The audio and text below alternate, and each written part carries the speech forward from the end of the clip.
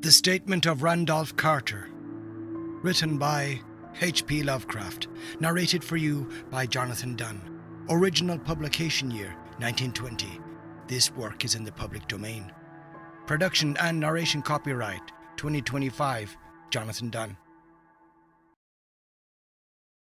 I repeat to you, gentlemen, that your inquisition is fruitless. Detain me here forever if you will, confine or execute me if you must have a victim to propitiate the illusion you call justice. But I can say no more than I have said already. Everything that I can remember, I have told you with perfect candor. Nothing has been distorted or concealed, and if anything remains vague, it is only because of the dark cloud which has come over my mind. That cloud and the nebulous nature of the horrors which brought it upon me. Again, I say, I do not know what has become of Harley Warren, though I think, almost hope, that he is in peaceful oblivion, if there be anywhere so blessed a thing. It is true that I have for 5 years been his closest friend, and a partial sharer of his terrible researches into the unknown.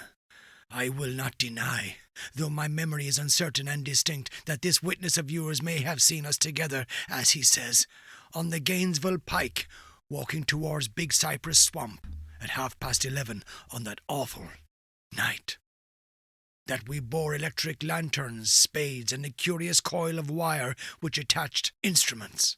I will even affirm, for these things all played a part in a single hideous scene which remains burned into my shaken recollection. But of what followed, and of the reason I was found alone and dazed on the edge of the swamp next morning, I must insist that I know nothing, save what I have told you over and over again. You say to me that there is nothing in the swamp or near it which could form the setting of that frightful episode. I reply that I know nothing beyond what I saw. Vision or nightmare it may have been. Vision or nightmare I fervently hope it was. Yet it is all that my mind retains of what took place in those shocking hours after we left the sight of men. And why Harley Warren did not return, he or his shade, or some nameless thing, cannot describe, alone can tell. As I have said before, the weird studies of Harley Warren were well known to me, and to some extent shared by me. Of his vast collection of strange, rare books on forbidden subjects, I have read all that are written in the languages of which I am master, but these are few as compared with those in languages I cannot understand. Most, I believe, are in Arabic, and the fiend-inspired book which brought on the end, the book which he carried in his pocket out of the world, was written in characters whose like I never saw elsewhere. Warren would never tell me just what was in that book. As to the nature of our studies, must I say again that I no longer retain full comprehension? It seems to me rather merciful that I do not, for they were terrible studies, which I pursued more through reluctant fascination than through actual inclination. Warren always dominated me, and sometimes I feared him. I remember how I shuddered at his facial expression on the night before the awful happening, when he talked so incessantly of his theory. Why, certain corpses never decay, but rest firm and fat in their tombs for 1,000 years. But I do not fear him now, for I suspect that he has known horrors beyond my ken. Now I fear for him. Once more I say that I have no clear idea of our object on that night. Certainly I had much to do with something in the book which Warren carried with him, that ancient book in undecipherable characters, which had come to him from India a month before. But I swear I do not know what it was that we expected to find. Your witness says he saw us at 11:30 on the Gainesville Pike, headed for Big Cypress Swamp. This is probably true, but I have no distinct memory of it. The picture seared into my soul is of one scene only, and the hour must have been long after midnight, for a waning crescent moon was high in the vaporous heavens. The place was an ancient cemetery, so ancient that I trembled at the manifold signs of immemorial years. It was in a deep, damp hollow, overgrown with rank grass, moss, and curious creeping weeds, and filled with a vague stench which my idle fancy associated absurdly with rotting stone. On every hand were the signs of neglect and decrepitude, and I seemed haunted by the notion that Warren and I were the first living creatures to invade a lethal silence of centuries. Over the valley's rim, a wan, waning crescent moon peered through the noisome vapours that seemed to emanate from unheard-of catacombs, and by its feeble, wavering beams I could distinguish a repellent array of antique slabs, urns, cenotaphs, and mausolean facades, all crumbling, moss-grown, and moisture-stained, and partly concealed by the gross luxuriance of the unhealthy vegetation. My first vivid impression of my own presence in this terrible necropolis concerns the act of pausing with Warren before a certain half-obliterated sepulchre, and of throwing down some burdens which we seemed to have been carrying. I now observed that I had with me an eclectic lantern and 2 spades, whilst my companion was supplied with a similar lantern and a portable telephone outfit. No word was uttered, for the spot and the task seemed known to us, and without delay we seized our spades and commenced to clear away the grass, weeds, and drifted earth from the flat, archaic mortuary. After uncovering the entire surface, which consisted of 3 immense granite slabs, we stepped back some distance to survey the charnel scene, and Warren appeared to make some mental calculations. Then he returned to the sepulchre, and using his spade as a lever, sought to pry up the slab lying nearest to a stony ruin which may have been a monument in its day. He did not succeed, and motioned me to come to his assistance. Finally, our combined strength loosened the stone, which we raised and tipped to one side. The removal of the slab revealed a black aperture, from which rushed an effluence of miasmal gases so nauseous that we started back in horror. After an interval, however, we approached the pit again, and found the exhalations less unbearable. Our lanterns disclosed the top of a flight of stone steps, dripping with some detestable ichor of the inner earth, and bordered by moist walls encrusted with nitre. And now for the first time my memory records verbal discourse, Warren addressing me at length in his mellow tenor voice, singularly unperturbed by our awesome surroundings. "I'm sorry to have to ask you to stay on the surface," he said, "but it would be a crime to let anyone with your frail nerves go down there. You can't imagine, even from what you have read and from what I have told you, the things I shall have to see and do. It's fiendish work, Carter, and I doubt if any man without ironclad sensibilities could ever see it through and come up alive and sane. I don't wish to offend you, and heaven knows I'd be glad enough to have you with me, but the responsibility is, in a certain sense, mine, and I couldn't drag a bundle of nerves like you down to predict to probable death or madness. I tell you, you can't imagine what the thing is really like, but I promise to keep you informed over the telephone of every move. You see, I've enough wire here to reach to the centre of the earth and back." I can still hear, in memory, those coolly spoken words, and I can still remember my remonstrances. I seemed desperately anxious to accompany my friend into those sepulchral depths, yet he proved inflexibly obdurate. At one time he threatened to abandon the expedition if I remained insistent, a threat which proved effective, since he alone held the key to the thing. All this I can still remember, though I no longer know what manner of thing we sought. After he had secured my reluctant acquiescence in his design, Warren picked up the reel of wire and adjusted the instruments. At his nod I took one of the latter and seated myself upon an aged, discoloured gravestone, close by the newly uncovered aperture. Then he shook my hand, shouldered the coil of wire, and disappeared within that indescribable ossuary.